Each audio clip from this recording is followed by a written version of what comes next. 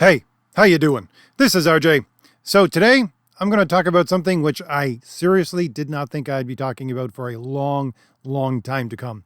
And it's the fact that Disney may actually be turning around. The company may actually become the purveyor of sane entertainment once again. Now, I'm sure many of you may be saying to yourself, well, I really don't care. They've already burned that bridge. I'm not going back. And I would actually be in that camp with you as well, because what I talk about mostly is comics on this channel, because I talk about the concept of hero and I have the most information on comic books. And of course, Marvel is owned by Disney, but I think that Disney and its destruction of Marvel Comics is just total now. I will probably never, ever go back to Marvel Comics. I can't see a future in which I would. But at the same time, we have to recognize that this is a massive cultural shift. And by the way, the reason why I am so concerned with comics is because I write comics and graphic novels. And there are 2 links in the description and the pinned comment for my 3 graphic novels, 2 superhero graphic novels, and 1 low fantasy. You're looking at some of the beautiful art from those in the background. So if any of that looks or sounds appealing to you at all, click on one of those links in the description or the pinned comment and go on over and see if one of my graphic novels is for you. And oh, by the way, if you're one of those few people who have not still received your copy of my book, The Valiant Heroes, I have a message for you at the end of this video, so either listen to the end or skip to the end so that you can find out what's going on with those last few books that haven't reached people. But back to the topic, and the topic is a cultural win, with Disney appearing, at the very least, appearing to turn around. Now, I think this is actually more than just the appearance of turning around, like has been for the last couple of years. I think that conservatives have finally realized what they need to do in order to turn these cultural institutions around, and really to turn more than just cultural institutions, but the culture itself around. And it simply is to be litigious. This is what seems to work over and over again. If you look at Great Britain, and you'll see why the government stopped backing the T in the rainbow flag. Well, it's because the amount of lawsuits actually emerging from such a policy by the government were becoming insurmountable. And I would say this is the vehicle which we must use, because our law system is not only ancient, based upon an old Roman law system, which then got translated into the law system of the Roman Catholic Church, which then got translated into the law systems of each individual nation within Europe. So it contains within it the ideas of fundamental truth, which are expressed by natural law. That is at its base, even though it does not work that way as it is expressed today, but that is its basis.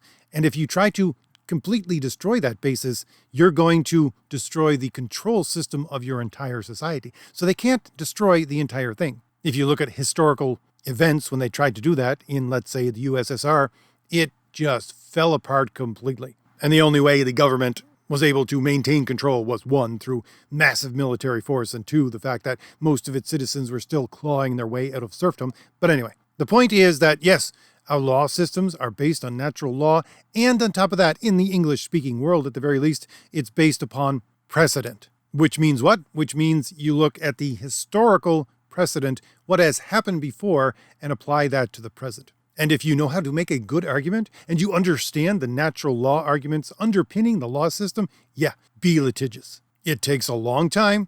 It takes building up of your argument. But once that ball begins to roll, that's what needs to be done. But let's get into the article I want to discuss and how it has a connection not only to Disney, but also to Marvel.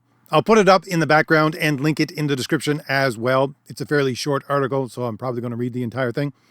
The article is from The Hollywood Reporter, and its headline is, Disney pulls transgender storyline from Pixar's Win or Lose streaming service exclusive. The subtitle being, the original animated show about a co-ed high school team debuts on Disney Plus in February. This was published 17 December 2024, by the way. It says, Pixar's original animated series Win or Lose will no longer include a transgender storyline in a later episode. The series follows a co-ed middle school softball team named the Pickles in the week leading up to their championship game. Each of the 8 episodes center on the off-the-field life of a character and their point of view, whether it be a player, a partner, a coach, or an umpire. A spokesperson for Disney confirmed that the story arc was removed and provided the following statement. When it comes to animated content for a younger audience, we recognize that many parents would prefer to discuss certain subjects with their children on their own terms and timelines. The character remains in the show, but a few lines of dialogue that reference gender identity are being removed. A source close to Win or Lose said the studio made the decision to alter course several months ago. Disney declined to comment on any further details. It's not the first time the company has come under scrutiny for LGBTQ+ storylines, particularly regarding its animated content. In 2022, controversy erupted both inside and outside Disney following former CEO Bob Chapek's much criticized response to Florida's Don't Say Gay bill. Now, I'm just going to break in right here and say, do better, Hollywood Reporter, because as far as I know, you're putting double quotes around Don't Say Gay. If you put double quotes around something, that is to declare the official name of what the thing is, and that's not the name of the bill. If you want to put quotes around Don't Say Gay, you put single quotes. That would denote that it is a colloquial name for the bill. I don't know. Maybe that's just how I was taught grammar. Am I correct? Anyways, in June of that year, Pixar's Lightyear included a same-gender relationship and kiss, which also sparked controversy. Disney's animated Strange World, which featured an openly gay lead character, opened several months later. Both films failed to perform domestically or overseas, earning just $226.4 million and $73.6 million respectively at the global box office. LGBTQ+ content faces challenges in certain international markets, where a country may impose a more restrictive age rating or ban the content altogether. Gender identity has become a charged and divisive topic across the United States, and especially around youth and sports. Most recently, Disney Channel's animated series Moon Girl and Devil Dinosaur, which, by the way, is a Marvel character, made headlines after some who worked on the show took to social media to say Disney banned the release of an episode focusing on a recurring transgender character. The company denied that the episode was banned and said the decision to hold on releasing the episode was made more than a year ago and was not because of the transgender character inclusion. Disney has continued to feature LGBTQ+ content in its more adult-focused fare, notably Marvel's television Agatha All Along, Searchlight Pictures' All of Us Strangers, Next Goal Wins, and Fire Island, and FX's Pose, among others. The studio is far from alone in grappling with potential fallout from politically charged content. All of Hollywood is bracing for what could be a tumultuous 4 years under the Trump administration. President-elect Donald Trump, who won in a sweeping victory last month, has routinely criticized diversity, equity, and inclusion efforts, and it's been widely reported that a number of businesses have started to pull back on DEI programs, a trend that underrepresented groups fear will only continue. Top media execs have already met with Trump, including Apple's Tim Cook, while Netflix's Ted Sarandos is scheduled to meet with him at Mar-a-Lago today. The decision regarding Win or Lose comes as Disney's film empire, led by Alan Bergman, is celebrating a major comeback at the box office, led by animation. Pixar's Inside Out 2, released last month, has grossed $1.7 billion globally to rank as the top-grossed animated film of all time, while Disney's animation Moana 2 has likewise shattered numerous records, earning more than $725 million to date as it heads for the $1 billion mark. Win or Lose was initially set to debut this month, but ended up swapping dates with Pixar's other original animated series, Dream Productions, which is based on the character of Ridley from Inside Out, in order to capitalize on the movie sequel's success. I think they meant to say in order to capitalize on the movie sequel's success. It will bow February 19th, 2025. It goes on to talk about the voice actors, and then it says, as it turns out, the voice actress whose character's story arc has been changed is herself transgender. Disney informed Chanel Stewart, now 18, of the decision on Monday night. Stewart told the publication Deadline later on Tuesday she was very disheartened. She was 14 when she won the role after responding to an open casting call for a trans actress. Continuing, she said, "From the moment I got the script, I was excited to share my journey to help empower other trans youth. I knew this would be a very important conversation. Trans stories matter, and they deserve to be heard."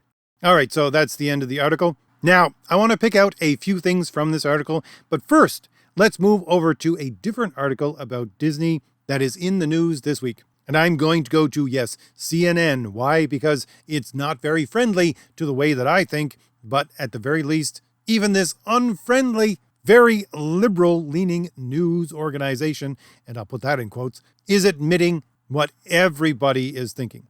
And this news article is why ABC News settled with Donald Trump for $15 million. Now, again, I'll put this up in the background if anybody wants to read it, if they want to know what it's about. Link it in the description as well. But the whole point of why I'm covering this story is because one of ABC's news anchors repeatedly said something about Donald Trump several months ago, which were at the very least not factually correct and very defaming to his character. And instead of going to court over this, they have folded and said they would pay $15 million. Now, people are looking at this, analysts are looking at this and saying, why did they fold and why did they fold now? And even CNN admits that it's most probably because Discovery was coming up and they decided that they wanted to get rid of this entire thing before Donald Trump's lawyers could look through the internal emails and messages from ABC itself, because they were probably going to find a lot more than what they have right now, which is to say they might even have found that this news anchor was specifically told to do this, which would be completely damning to the entire news ABC industry.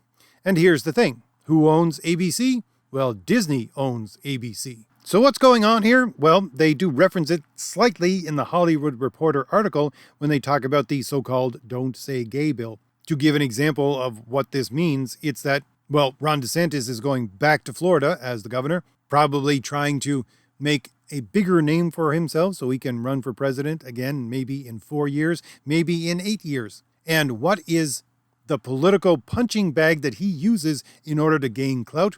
Well, that would be Disney. People just love to see him pound on Disney because of this nonsense that they're producing within their so-called entertainment, especially for children. And all of this is finally coming to the point I referenced earlier, which is the fact that conservatives are learning or have built up enough momentum so that they can be litigious and be successful. Because all of the things that the left has been doing over the last 10 years minimum is highly illegal. You just got to get it through the court system and build up enough precedent or build on enough precedent to make sure people know this. And the thing is, they weren't even hiding it. They were sticking it in everybody's faces. They even do so here in this article. At the very end, they were saying there was a casting call for a trans actress in order to play a voice actress part in an animated series. To me, that sounds like discrimination. You could make a good argument for that, and it's not the first time. Marvel put out several series, animated series, by the way, on Disney Plus, with its own characters, like Marvel Rising, and they specifically did this. They said, well, no, this character is of a certain gender, race, and sexual identity. Therefore, we can only hire people of that exact match in order to play the voice actor or actress for this character. And you may say to yourself, well, who would go through the process of arguing that in court? Well, the thing is that we now have, I can't even remember his name off the top of my head, a very prominent lawyer saying to the entire country, if you think you were discriminated against in a position, come to me. I will take your case for free, and I will only get paid when you get paid. So yeah, this is just like free money to anybody who has been denied a part in any job, let alone a job like this. And if someone takes them to court, they have no recourse because they have shouted it from the housetops that, yeah, this is what we did. We discriminated when we were casting for this voice actress part, or actor part. In this case, I really can't tell. And my part in all of this is, again, the connection to Marvel. Notice how this article references Moon Girl and Devil Dinosaur, which is an animated show based upon Marvel characters. And of course, Agatha All Along, which is a Disney show based on Marvel characters. What Marvel Comics has been doing for the last, minimum 10 to 15 years has been inserting this garbage into their comic books in the future hope that these storylines within the comics would then go on to become shows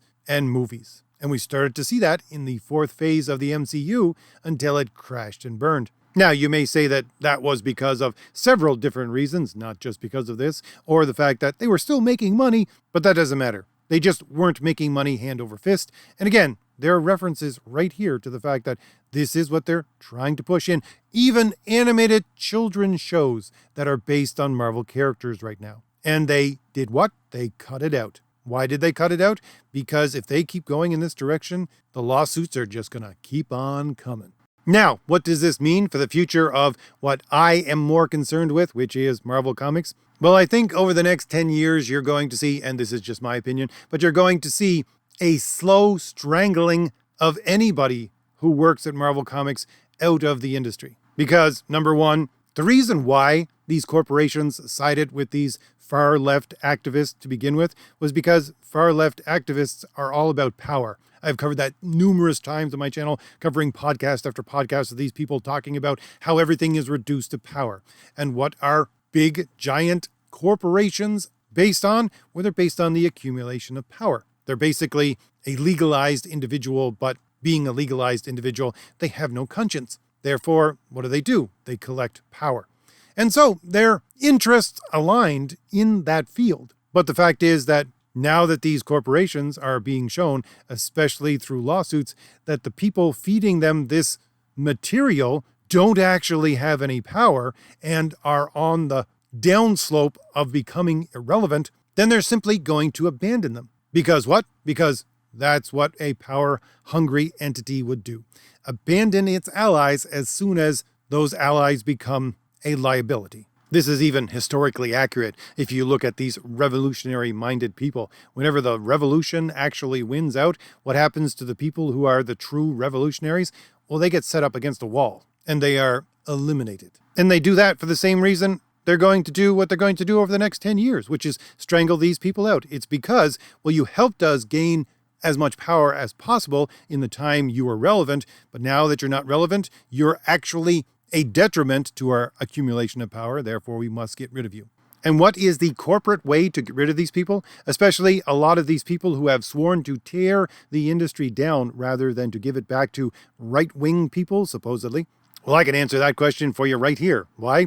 Because I began and owned a very small company, which was a legal research company, and the major players that kept us in business were insurance companies. And what do insurance companies do? How do they operate, especially when it comes to the legal? Well, they operate in the following way. And again, I have firsthand experience of this.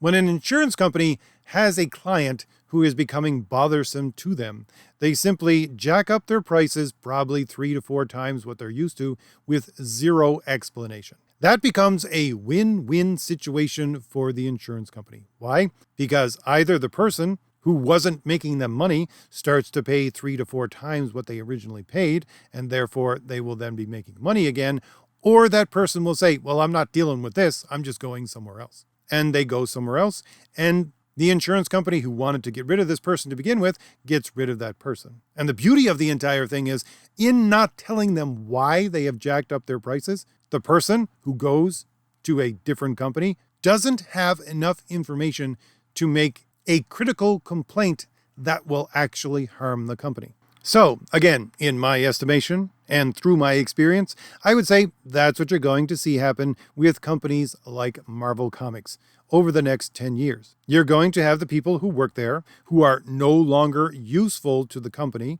and they're no longer useful because of the litigation being brought against Disney itself. They're going to make the lives of these people simply unbearable. They're not going to tell them why. They're not going to hand down decrees from on high that they can fight against. No, they're simply going to make their lives miserable. Why? So that they leave. Well, so that they either start producing content, which they are very opposed to, or they leave. One or the other. Again, it becomes a win-win situation for the company itself. And honestly, it would not be that difficult. I would say an extreme version of the thing would be, let's just say, having Marvel Comics produce a comic that actually presented Donald Trump in a good light. It wouldn't be something out of the ordinary. They certainly did it for Obama.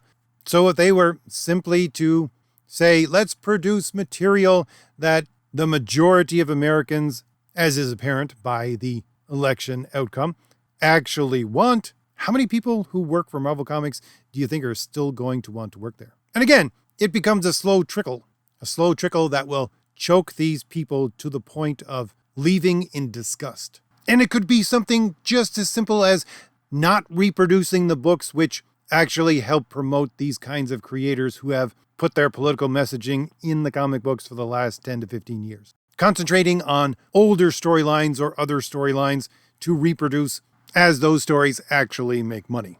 And I honestly think the most hilarious part of this entire thing is that it's all coming to light over a show that Disney is producing called Win or Lose. And I think they chose that title because they're saying it doesn't matter what happens within the game itself. It's all about the experiences of these characters, win or lose. When what is going on behind the scenes and what is affecting the production of this show and what messaging it is putting out is the very direct message that the culture is giving to Disney that if you go in this direction, you will lose. So, if I've given you anything new to think about, hit like, hit the shield in the lower right-hand corner of your screen to subscribe, and leave me a comment. Tell me what you think about all this. And don't forget, there are 2 links in the description and the pinned comment for my 3 graphic novels. Graphic novels which concentrate on the traditional idea of a hero, made with merit-based techniques that have worked in the past with beautiful art. And if any of that looks or sounds appealing to you at all, click on one of those links in the description or the pinned comment and go on over and see if one of my graphic novels are for you. And for those people who have not yet received their copy of The Valiant Heroes, the last of the damaged, lost, and for one reason or another delayed shipping for those books have gone out. There are, however, I think 9 orders in the entire thing, which I cannot fulfill because Indiegogo did not capture a mailing address in order to send out those books. However, I have emailed everyone to either tell them that your book is not coming because I don't have your address, or your book is coming and it's in the mail. So please, if you have not received your book, check your email that you gave to Indiegogo. Look and see if there's anything there from me, which will be from the 4th Age, and contact me if you have A, not received your book, or B, there is something wrong with your order. I'll be putting out this message, I think, for the next month or so, but when we begin the new campaigns for the new books, because we have 2 ready to go, I will be ending the delivery process for The Valiant Heroes. So please, again, contact me if you're one of those few people who still have not received their book. And again, you can contact me because I've already emailed you. Just email me back. All right, I'll leave it there. I'll see y'all later. Bye. Oh, and Merry Christmas.